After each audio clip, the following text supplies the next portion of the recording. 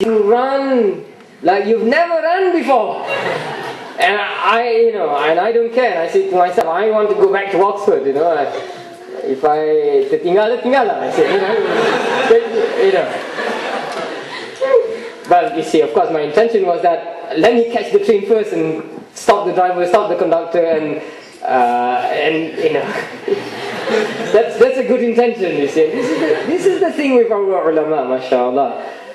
You start the majlis, you come to this majlis, for example, at the beginning usually, and this is the majlis pengajian, so we normally don't do that. But at majlis tahlil or majlis yasin, or perhaps at the akikah, but we didn't have time. But normally the ulama or the salihun and the pious scholars, usually they will say, when they attend this majlis, they will say, renew your intention. You may come to this majlis just to taste the nice food. That's a good intention, by the way. But the better intention is to do it liwajhillah, to do it purely for the sake of Allah subhanahu wa ta'ala, just before you start the dhikr, so that it becomes truly ikhlas. Yeah? You may come to this majlis because you wanted to show off to your girlfriend you're here,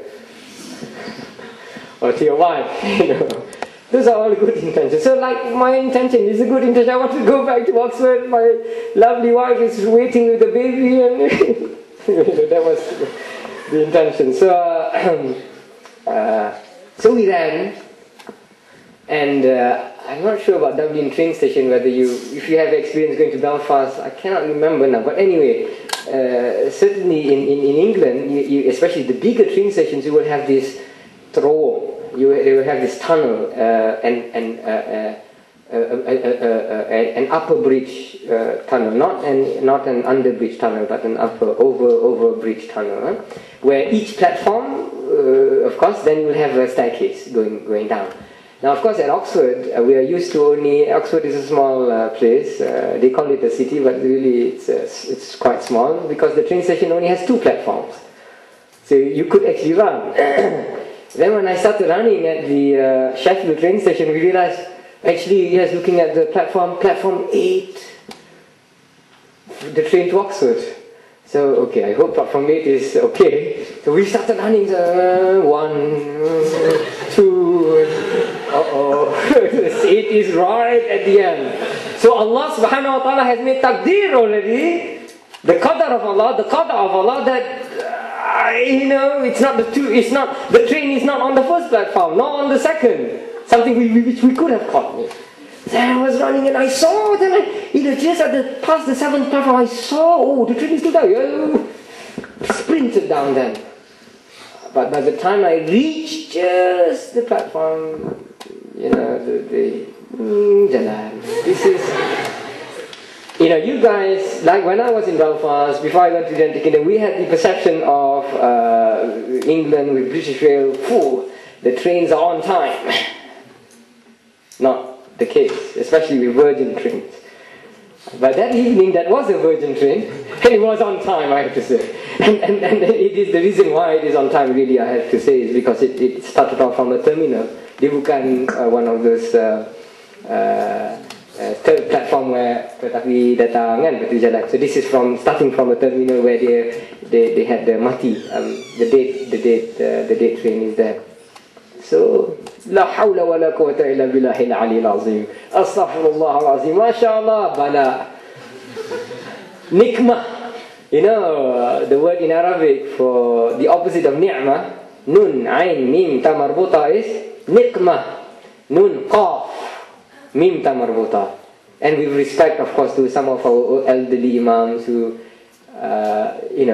their sincerity, mashallah, Allah reward them and continue to reward them. Sometimes, pergi surau-surau ni and you baca doa, Allah bagilah nikmat pada kita. Especially and also not only those old imams sometimes, especially these modern imams who only read the Rumi, not knowing, and when you spell in the Roman alphabet of the Malay words, nikmat, ni'mat is ni'mah in Malay is how do you spell ni'mat?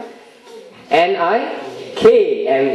So if you really have to be baku about it, not piramli about it, but baku about it, then you have to spell it as nikmat. In Arabic, just the change of one letter, nun, ain, changing the letter ain with the letter qaf, niqmah. The rest is the same. The rest are the same. Mim and ta marbuta. Ni'mah to nikmat becomes nikmat in Arabic means bala.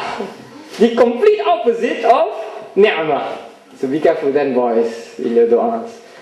Kalau dia fikir, kita doa ni, apa asal tak makbul? Patut, because you have been saying nikmat, not ni'mah. So some advantage there, at least the Jawi there has some advantage here. So this was an example of a nikmah. An example of a bala. That before, I thought, oh, macam mana ni? So this was we were complaining now. Alamak. So, what was it? The last Governor General said, nature's finest gentleman. Yeah? The question is now, nak call ke tak organizer tadi? Kata kita dah lepas the train. We have missed the train to Oxford. I think to be that finest gentleman, we learn from our ulama that when you come across bala and nikmat like that, then you consider it as an adventure that God wants to give you. So we decided not to trouble the people and said, okay, let's see what we can do. So we went to the conductor, and the conductor was very nice, and he said that, okay, in my opinion, my professional opinion, you should, the last train, unfortunately there are no more trains to Oxford, but there is, the only train going there, closest to Oxford is Birmingham. Birmingham. Oh no, no. Ini nafsu tu. The ego comes out, I want to go home. Then, okay, call my wife. I thought, let's trouble her, as husbands always do. May God forgive this species of man. The hadith of the Prophet sallallahu alaihi wasallam, the zalim, the one who is the zalim, yang menganiayakan orang yang mazlum, yang dianiaya. This is a hadith which is Hasan, used in our Usuluddin especially. And the point Imam al-Ghazali brought to the point, especially in his Ihya and in his books.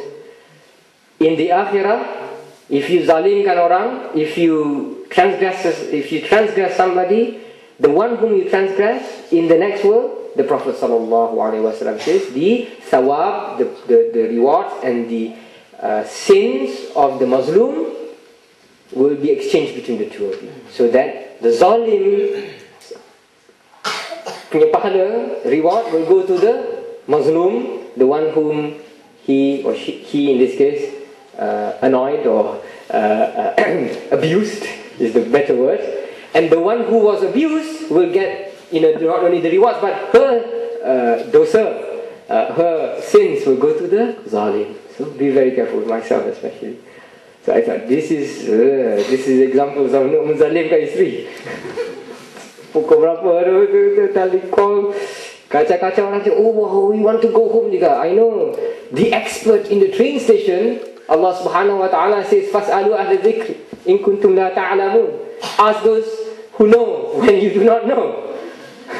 I mean, I'm not a doctor, I should ask the doctor what I should do. You are not a religious scholar, you go and find for fatwa, a faqih, a mufti, not a muhaddith, You want to know a hadith is sahih or not, you go to the muhaddith and so on. Ask the specialists, ask those you know. The one who knows, told us already that, only Birmingham. Kita punya nafsu tu, boleh tahan juga, tak percaya, nak try tengok, there must be a way, mana boleh, how can there not be a train to go to Oxford tonight? Hey, Oxford is a great town, so I sued my wife, and my wife then called back and came up with, as she is always the dutiful wife, mashallah, Elma, Aurora Ramli, then said, well, there are three options. One is you go to a place called Bristol Temple Mead. From Bristol Temple Mead, you have to then change at Cheltenham, and Cheltenham, go Reading, and from Reading, you will be stranded there. The second option is to go, I've now forgotten the place, but go to somewhere and then to Marylebone in London, and then Marylebone you take the tube and go to Paddington to Oxford. But you will reach Oxford at 3 in the morning. So, and the third option, Birmingham.